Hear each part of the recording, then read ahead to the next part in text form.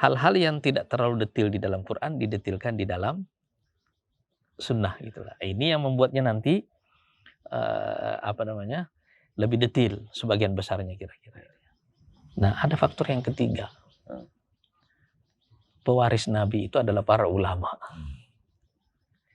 Jadi para ulama ini seperti lampu jalan ini yang menerangi jalan kita, ya kan?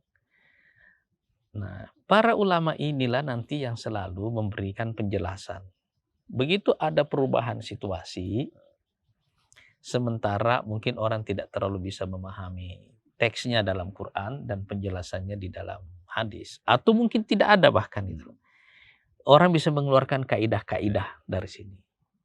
Inilah yang dilakukan para ulama. Mereka membuat kaidah usul fikih, kaidah fikih, dan seterusnya, dan menurunkannya dalam hukum-hukum yang lebih detail.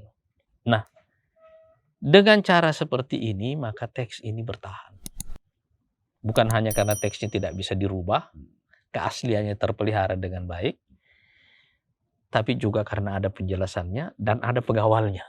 Nah, pengawalnya ini namanya ulama-ulama ini. Nah, jadi kita melihat selalu di dalam sejarah Islam ini ya, kita lihat. Kalau Bang Dery ditanya nih, yang Anda ingat dari peristiwa-peristiwa sejarah Islam lebih banyak penguasa atau ulama? Iya, penguasa juga sih. Ya kan? Penguasa. Kan lebih kenal Imam Syafi'i, lebih sering ingat namanya Imam Malik. Dan rata-rata ada penguasanya itu di zaman-zaman itu. Iya. Iya. Iya. Imam ini zaman ini siapa? Iya. Nabi-nabi kan Iya. Nabi Ibrahim, Nabi Isa ya, sampai ke Abu Jahal ya, Abu Lahab kan. Jadi emang ulama ya, begitu muncul ulama ada penguasanya. Ada, selalu ada ya seperti itu. Selalu ada. Nah, kadang-kadang tapi kalau yang dikenal penguasanya ini zolim. Nah, tapi selalu ada ulama yang memberikan penjelasan. Selalu begitu.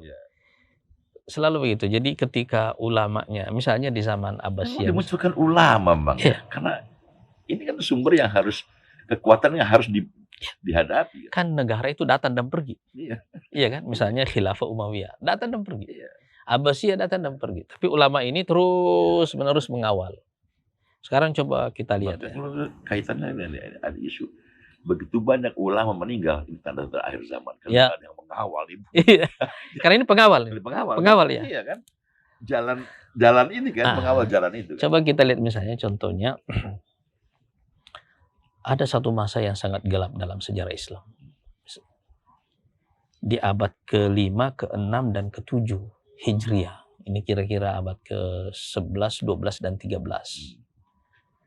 Bayangkan kehidupan kaum muslimin pada waktu itu. Pemerintahan Abbasiyahnya decline, khalifah-khalifahnya lemah-lemah semuanya, lembek. Sementara ada musuh dari timur namanya Mongol, ada musuh dari barat namanya Salib, dan di dalam ada aliran kebatinan yang luar biasa menguasainya. Dan pada waktu yang sama ada pemerintahan yang lemah itu. Saling berebut kekuasaan. Bertikai. Saling bertikai di antara mereka. Di saat ini muncul banyak ulama pembaharu. Salah satu di antaranya itu adalah Imam Ghazali. Imam Ghazali ini menulis 2 buku yang ditujukan kepada 2 pemimpin. Satu buku ditulis untuk namanya Nasihatul Muluk, nasihat kepada raja. Yang ditulis untuk Muhammad bin Malik Shah. Ini salah satu sultan dari dinasti Bani Saljuk. Kemudian ada satu lagi buku tentang kebatinan yang dijelaskan, Fadhaihul Batiniyah, kerusakan aliran kebatinan itu yang ditujukan untuk membela Khalifah Abbasiyah namanya Al-Mustazhir. Jadi maksudnya kita lihat ya, Imam Ghazali yang kita kenal sebagai sufi ternyata ada di pusaran politik. Ya kan? Menjelaskan makna-makna yang harus dijelaskan ini supaya umat tidak tersesat. Nah, jadi mereka adalah menara yang memberikan jalan, petunjuk sepanjang jalan ini.